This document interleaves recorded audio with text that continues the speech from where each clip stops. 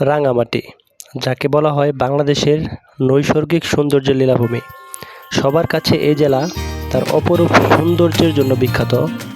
আপনি যদি প্রকৃতির এই পরিবেশে হারিয়ে যেতে চান, তাহলে রাঙামাটির চাইতে সুন্দর জায়গা আর হতেই পারে না।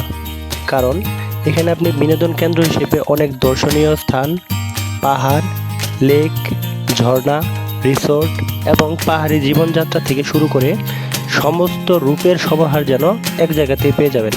তাই রাঙামাটি নিয়ে সবার আগ্রহের কমতি নেই।